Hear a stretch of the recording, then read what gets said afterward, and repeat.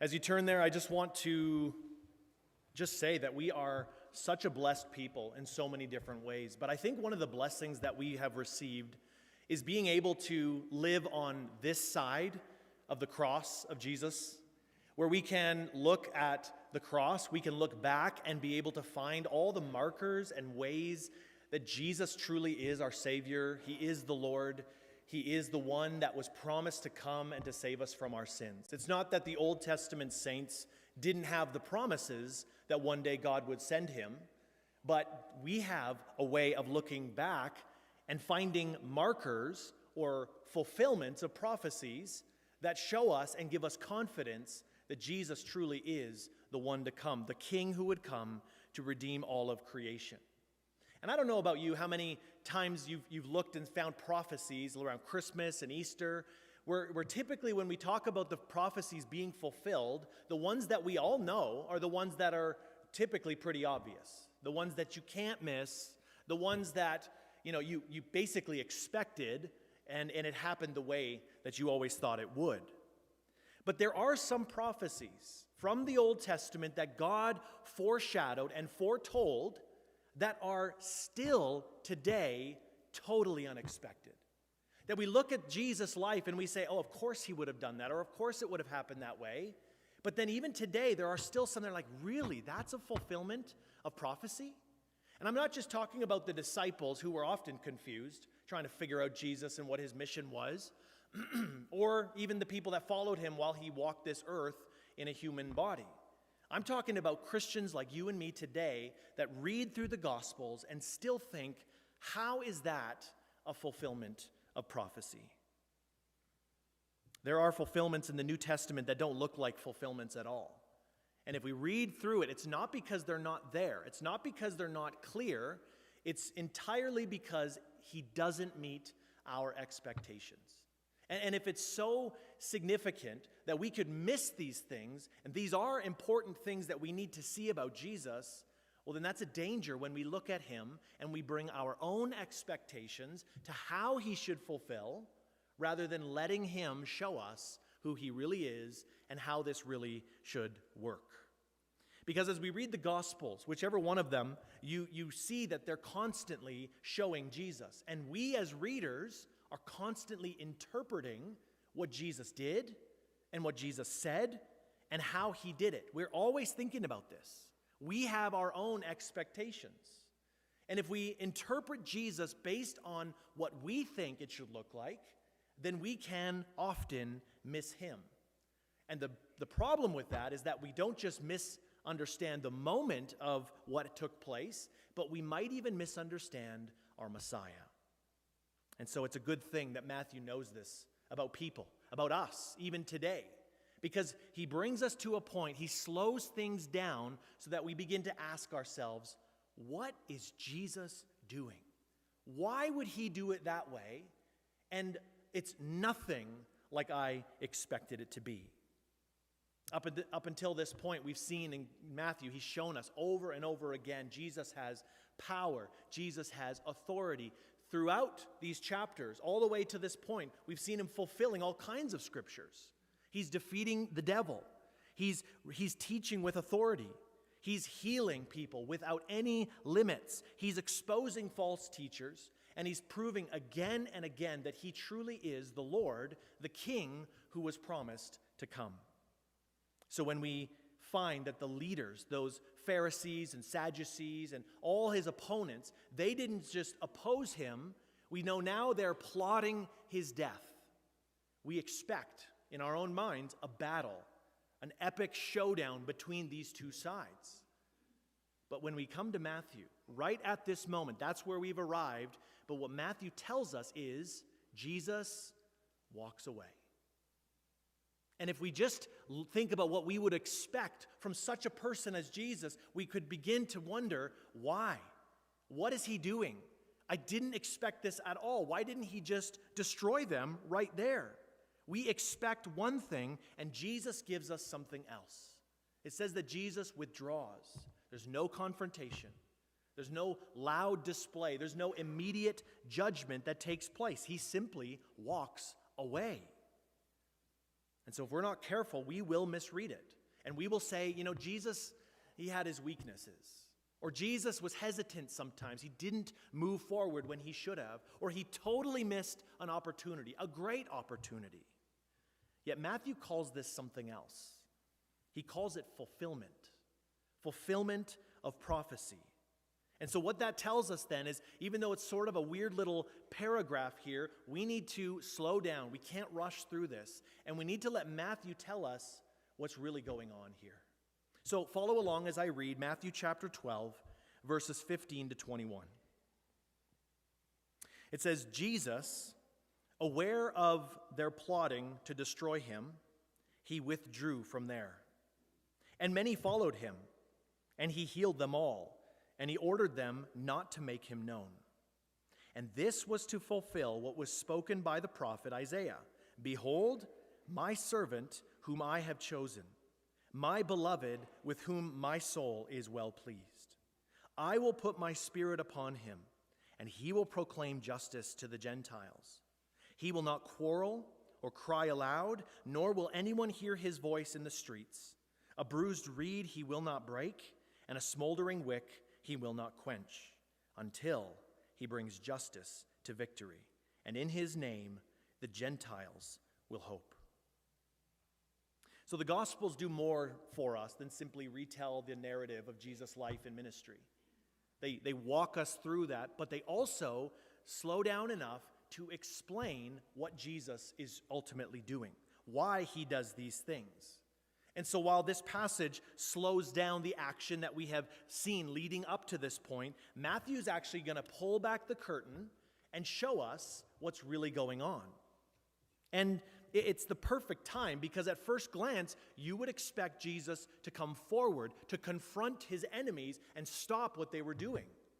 But what we find him doing is pretty much the exact opposite of what we would expect a powerful king to do. But Matthew doesn't leave us with that impression, thinking that he failed, thinking that he's weak, thinking that he's hesitant and maybe he wants to back away. Verse 15 informs us at first. It says it right there. Jesus was aware of the situation. So he knew what was going on. He knew about their plotting. He knew that the opposition was growing. He knew they were angry, seething with anger, and he ultimately knew where this conflict was going to lead into a cross. So he's not behind the situation. He knows what's going on. He's not reacting.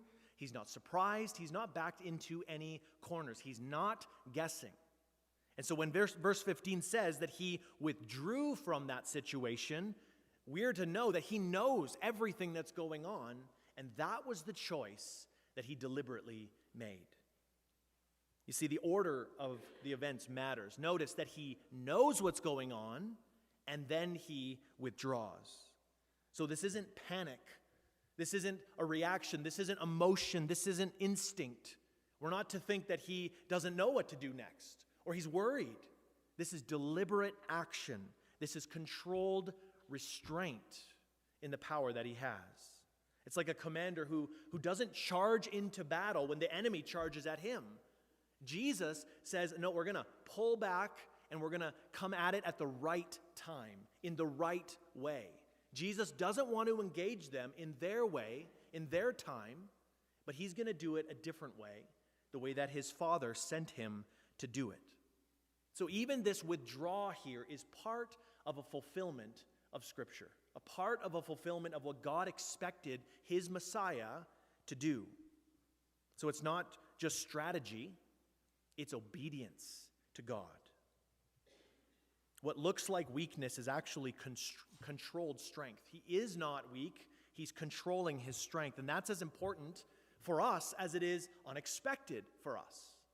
Because when Jesus, in our own lives, or in this church, or in this world, when we're expecting him to act, to come forward, to move powerfully, and he doesn't, we can't just assume that he is too weak.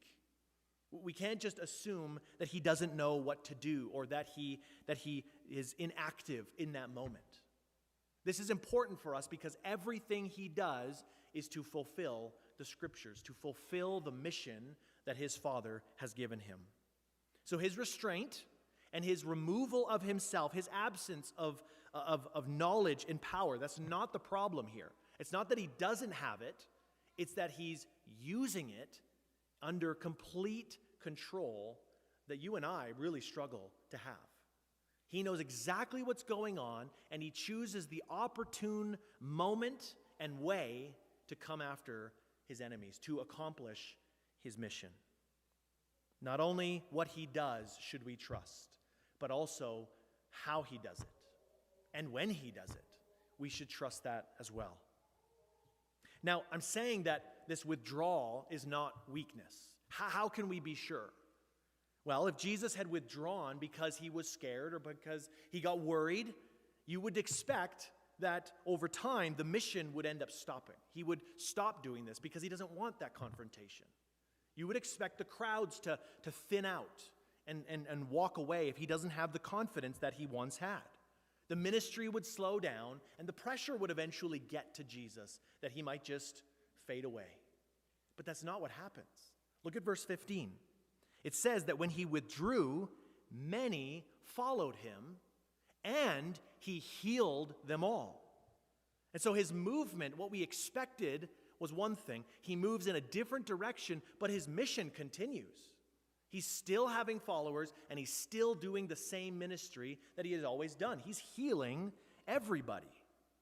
And it's interesting because the thing that made the Pharisees and his opponents go plot his death was because he healed on the Sabbath. And here he is, he just leaves, and he just continues to heal all kinds of people in all kinds of ways on that same Sabbath. Matthew emphasizes two things here. First, the amount of people. Many people followed him. And the second thing is how many people he healed. He healed them all.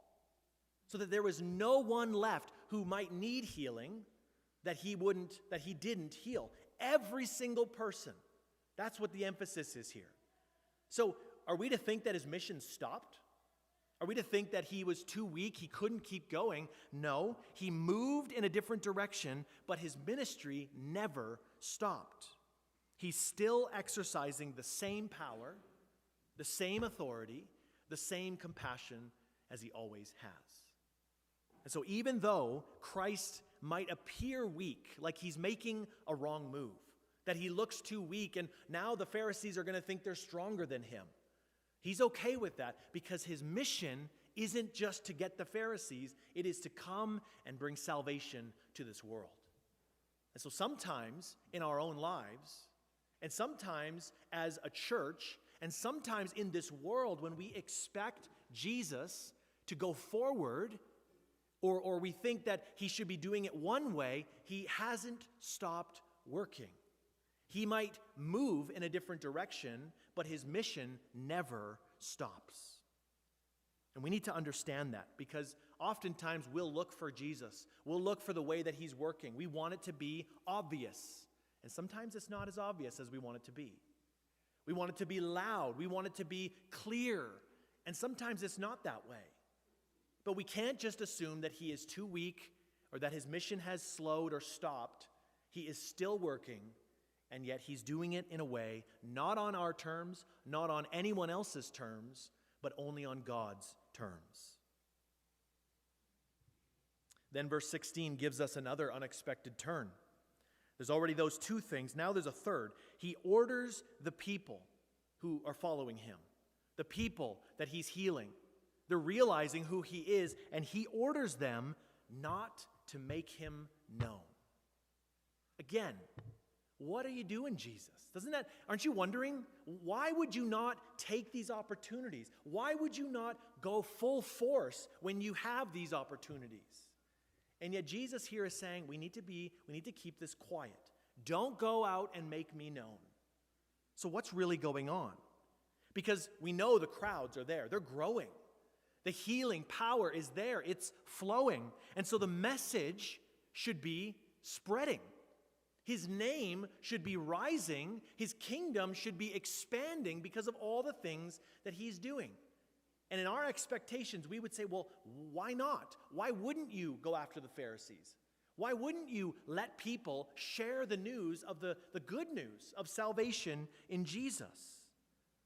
But instead here, he's commanding silence. Have you wondered about this before? Why is he doing this almost backwards to the way that we would expect? And if we do interpret Jesus by our expectations, we will get him wrong.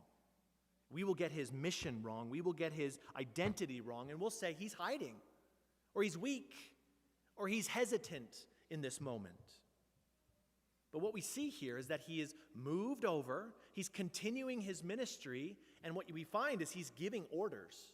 He's still exercising authority, just in a different way. He's trying to control the situation with his authority. He's come on a mission. He knows how it needs to end. He knows how he wants to get there, and he's doing it still by giving orders to people to not make him known.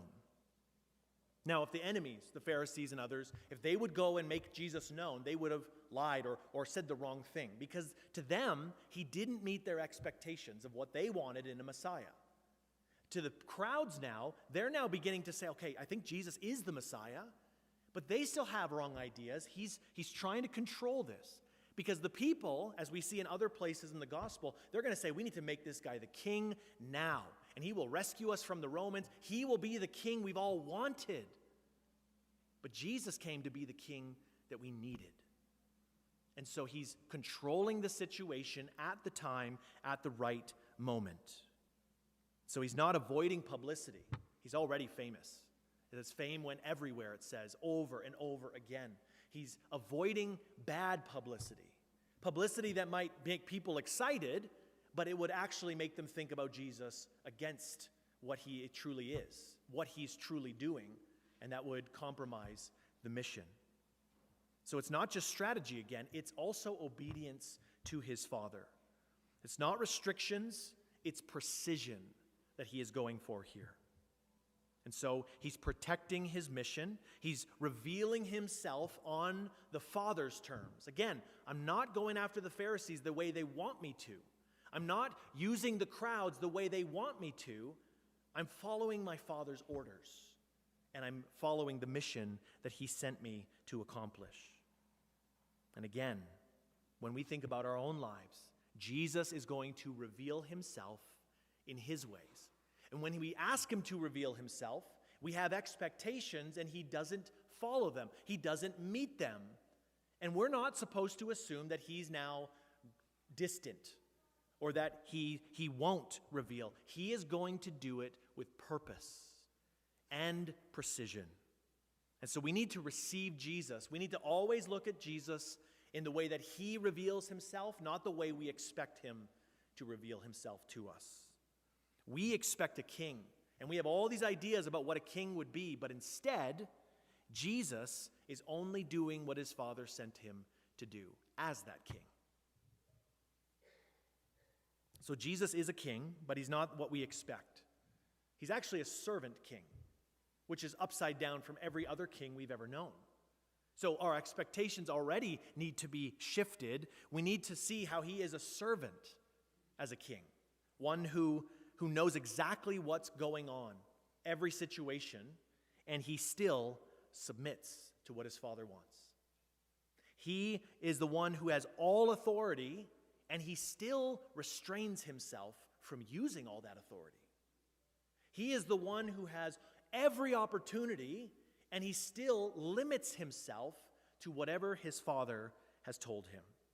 And the reason why is because he's operating not on his own terms, not even his own terms, but on his Father's, the way that God has sent him and to accomplish what God sent him to do.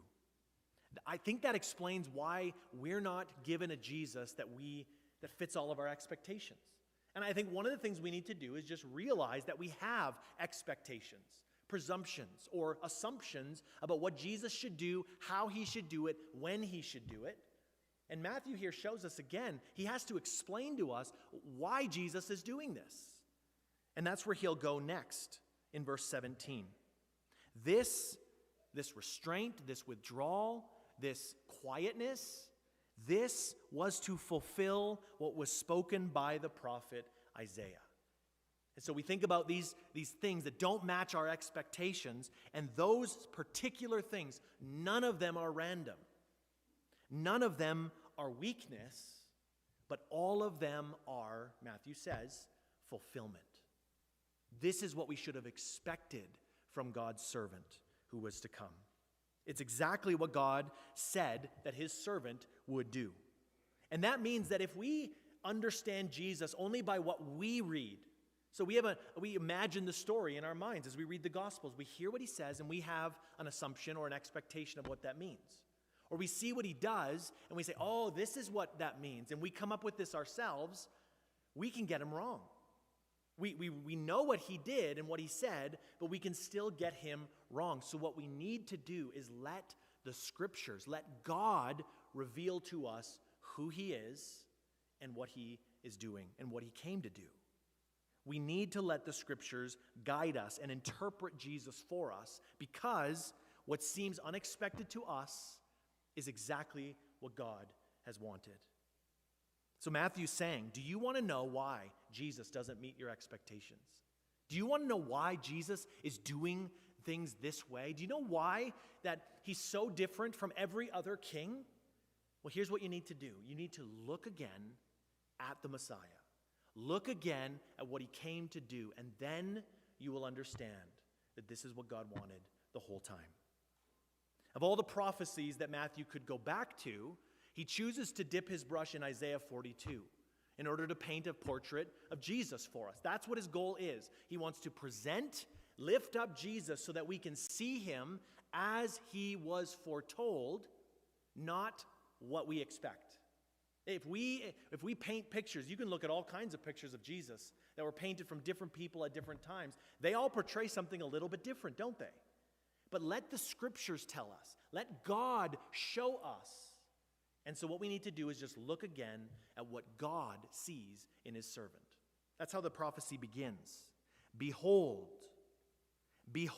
which is to look, which is to pay attention. He's drawing us to say, God is saying, see what I see in my king. And so we turn to look at the king, and what do we find? We find his servant. So already we need to change our expectations. We look for the king and we see a servant. And this is how God describes him. He says, that's my servant. That's my chosen one. That's my beloved. That's my delight.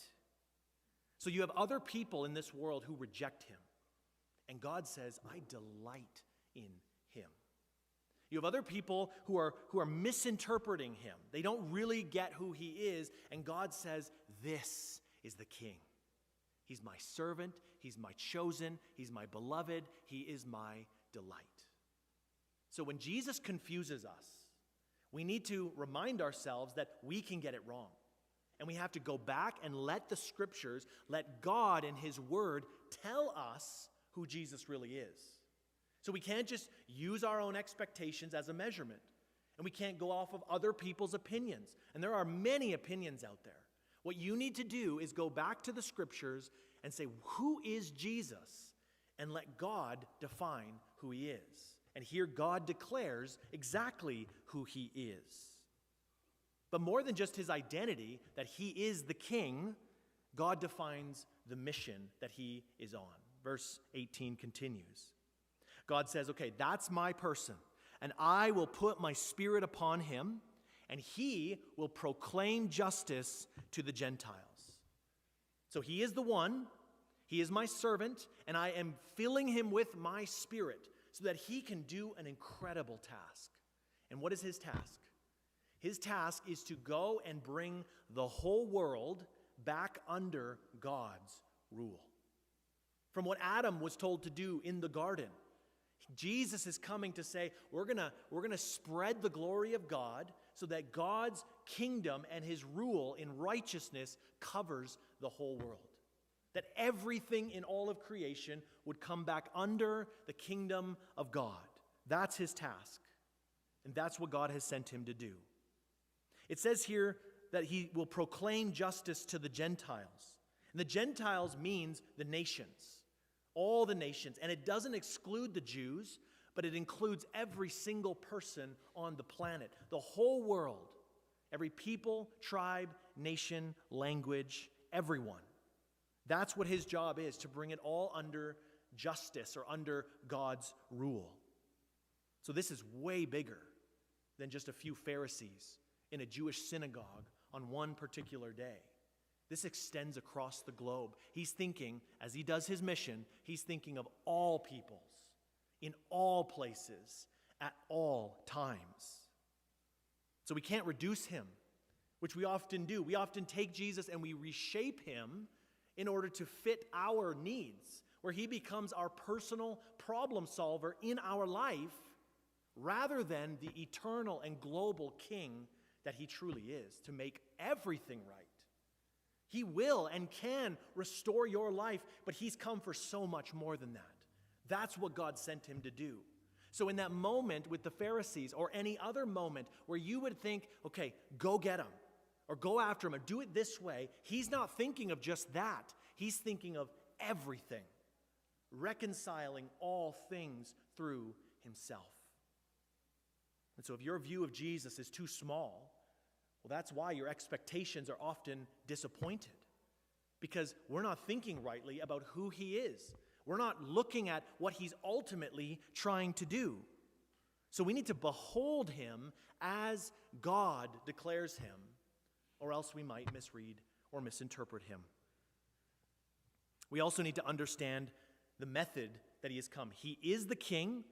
His goal is to bring all of creation under God's rule, him as king in the kingdom. But how is he going to carry this out? And we have expectations of that. Verse 19 tells us what not to expect. So on your list of what you think this should look like, here's some things to take off of that list. He says, he will not quarrel. He will not cry aloud, and no one will hear his voice in the streets. See, that's not how Jesus is going to accomplish his mission. He's not going to do it that way. He's not going to use loud noises. He's not going to bring a lot of pressure. He's not going to use force in the way that we often think he might. That's how the world works. That's not how Jesus works. He works differently. He even works quietly at times. And he works deliberately, and he's faithful to his Father. So we need to add a few things to our list now if they're not there. In verse 20, it tells us what we can expect. This kind of thing. A bruised reed he will not break, and a smoldering wick he will not quench. So he's the kind of king who has come. He has all the power, all the authority, and this is how he comes. He's not a quarreler. He's not an arguer, and that's specific. Matthew actually adds that quarreling piece to Isaiah's prophecy in light of the Pharisees here. So he's adding and helping us understand he's not about to fight them that way. He's quieter. He comes, and as he walks, it's like walking through Galilee. And you come to the shore, and there's countless common, tall blades of grass all over the place around the shore.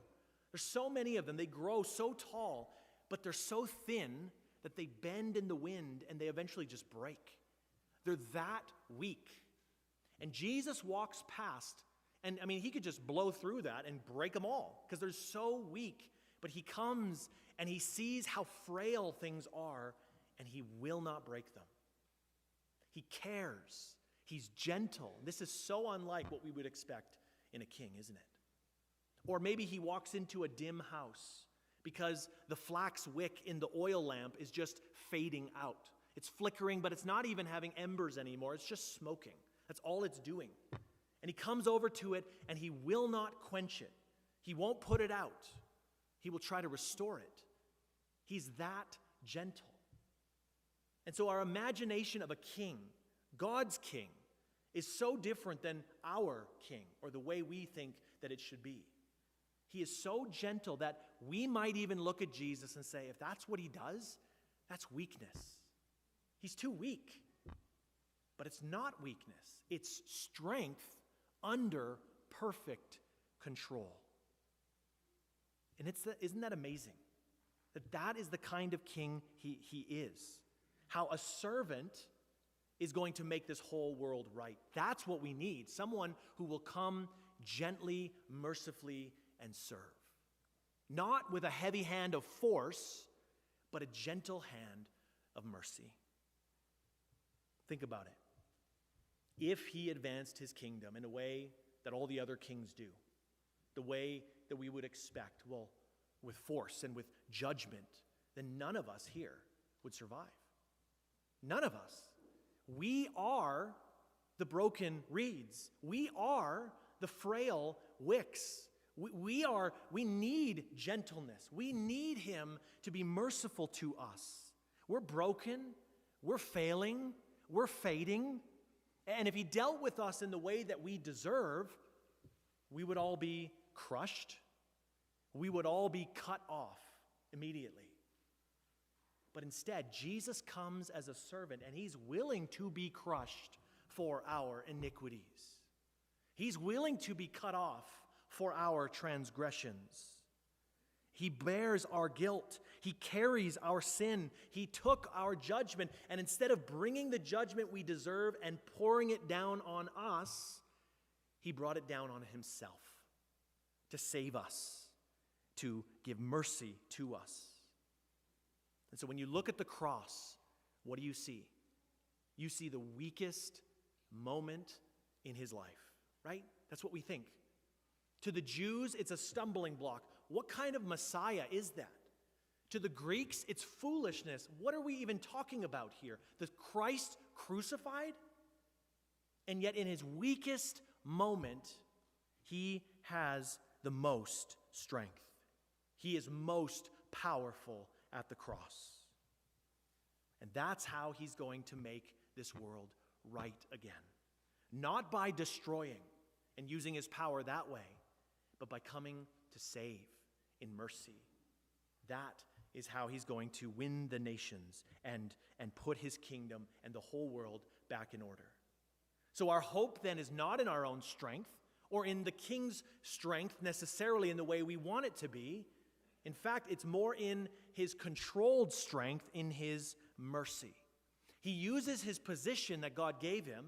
He uses the power that God gave him to show mercy, to win people not by crushing, but by drawing and winning them back, and by ultimately dying what they deserve to receive.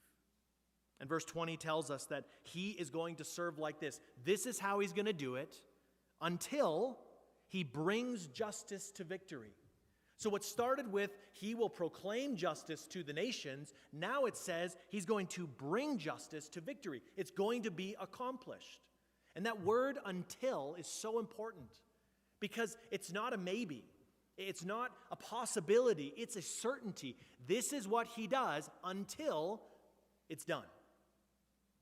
And so we look at this and we say, this is not the end. He's not just here hoping that it's going to work. He's a little gentle. He's too weak. Maybe it's not going to work out. No.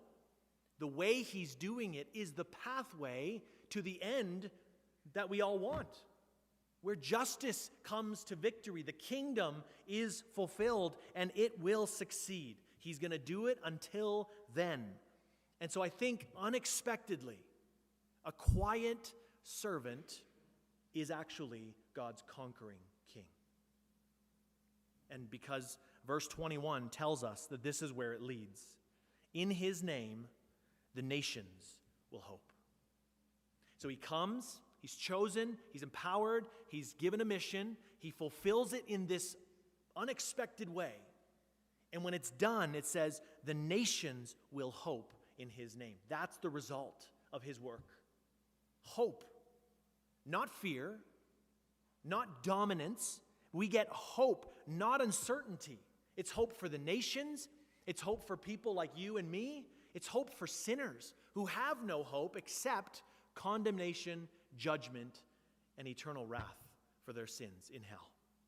But because of Jesus' quiet service, because of Jesus' patient mercy, because of Jesus' sacrificial death, anyone now, in any nation, at any time, can find forgiveness, can find life, can find restoration in